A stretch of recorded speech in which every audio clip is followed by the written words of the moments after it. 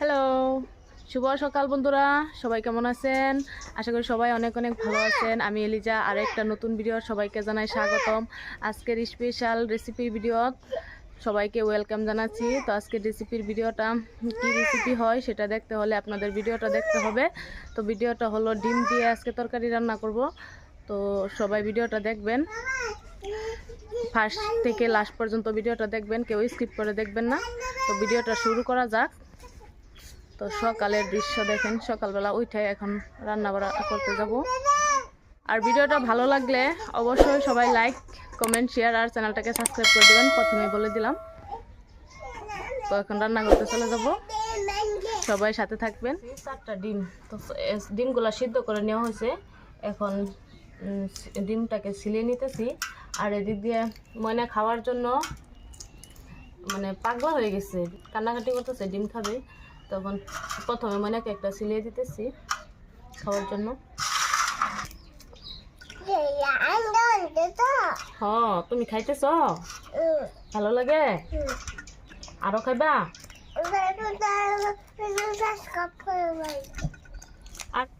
তো এদিক দিয়ে ডিম নিয়ে নিছি, আর সাথে আছে আলু, এইভাবে কাটে নিছি। এখন আলু আর ডিম ভেজে নিব।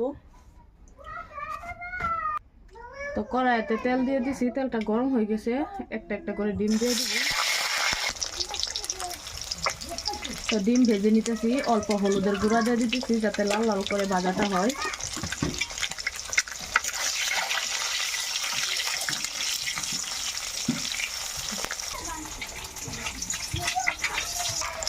ডিমটা ভাজা হয়ে গেছে, এখন নামিয়ে নিব।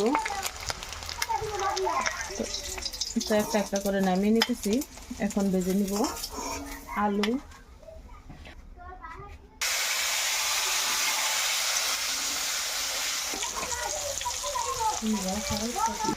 আর এদিক দিয়ে আলুগুলো ভাজা হয়ে গেছে খুব সুন্দরভাবে, নামিয়ে নিতেছি।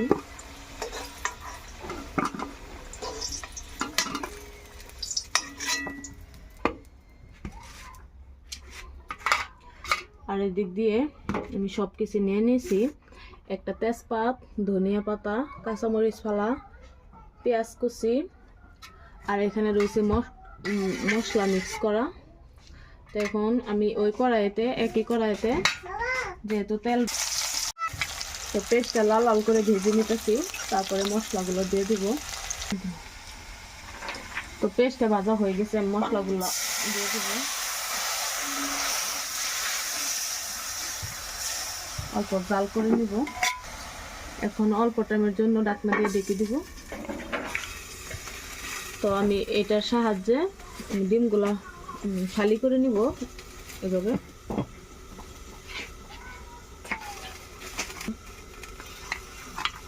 দুই ভাগে ভাগ করে নিতেছি ডিমটাকে।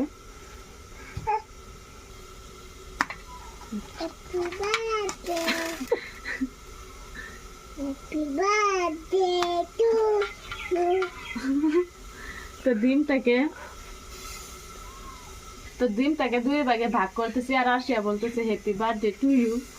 এটা কেক না, তো ডিম রান্না করবো।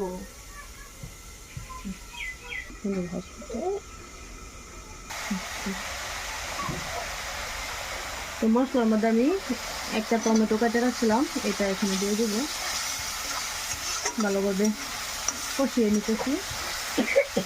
তো মশলাটা কষানো হয়ে গেছে, এখন অল্প পরিমাণে জল দিয়ে দিব, পানি।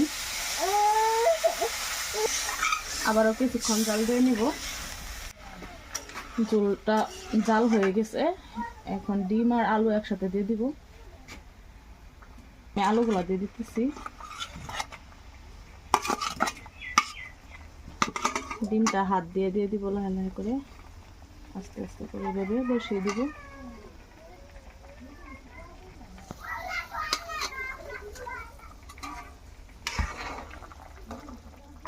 আর কিছুক্ষণ জাল দিয়ে নামিয়ে নিব ধনিয়া পাতা দিয়ে। যেহেতু রান্নাটা প্রায় কাছাকাছি হয়ে গেছে, এখন কাঁচামরিচ ফালা দিয়ে দিলাম, আর সাথে ধনিয়া পাতা।